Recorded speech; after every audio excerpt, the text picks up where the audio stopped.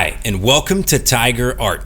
Today we'll be diving back in to the Alebrije project. So we looked at Alebrijes that are made in the town of Oaxaca, which is in Mexico, our neighbors to the south. We focused on creating at least 4 pictures of different ideas of animals that we could use for this project. Once we have one of those picked, then we're going to actually get our good paper and start laying this out large and in the center. So that's where we will begin today. Once we have our animal drawn out as good as possible, then we can start thinking about the colors that we want to choose, but we're not quite there yet. We want to really focus on spending time on just the drawing first and getting that right. Let's get started. Okay, so today's going to be all about getting the good copy ready. So you're going to want to use a piece of white paper that's like thicker than regular paper. I gave you a few pieces to use for these paintings. One of them you used for your pop art painting, and the other one we're going to use for this. So get a pencil and one of those good thicker pieces of paper. Any paper will work as long as it doesn't have lines on it, but the ones that will work best are any kind of paper that's got a bit of a thickness to it. So if you have something like that, or if you have better paper, or if you have a canvas board, anything like that that can be painted on is going to be a great choice for this project. So I'm going to take my original drawing here from last time, and I'm going to pick one of these. I'm going to enlarge it. So whatever this was inside of that space, like this rectangle here, is exactly proportional to your paper, to your whole new paper. So if I take that and I just put it right in the center, that's not going to be big enough because I got all this wasted space. So what I want to do is I want to make this take up the same amount of space on this page as it did here.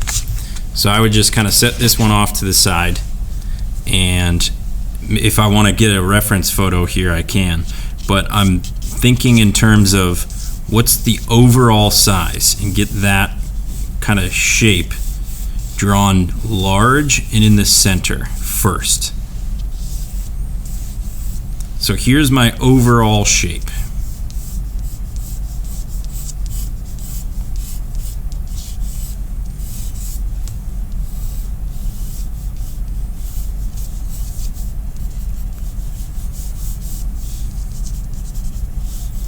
Then I'm going to put in some of the smaller shapes. Now I'm not in details yet.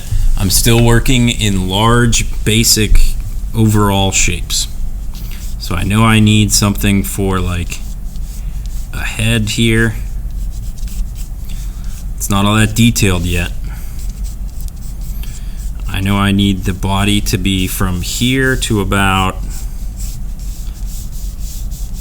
over here. I'm not following my reference picture exactly because I want to make it my own.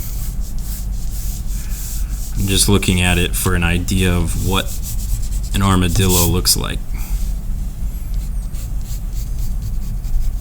As I start to get more detailed here and more exact with my line drawing, then I do darken the lines a bit so that I can tell the difference between what were the first lines that were really just guidelines and what are the ones that I want to keep.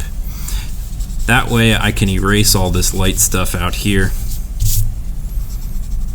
One of the main benefits of drawing lightly is that you can erase a lot of your work underneath so that people don't see what you went through to get to the good drawing. Makes it look like you know what you're doing, and it makes it look easy.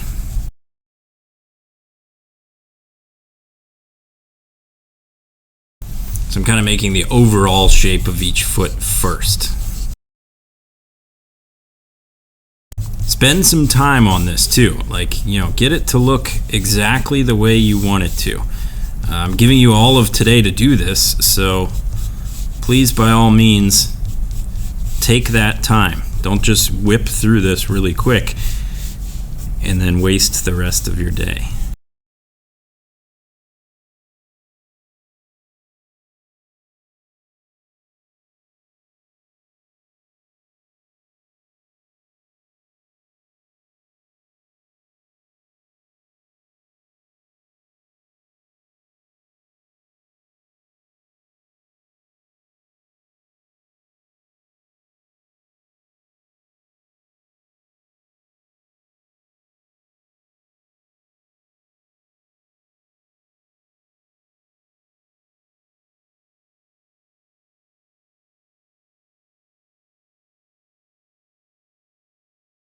So all the extra stuff, like all these little lines that could go in there, I don't need to do those because those are going to be painted patterns.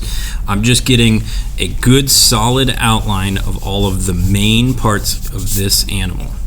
Once I have that done, my work for today is complete. I want to take a picture of this and submit.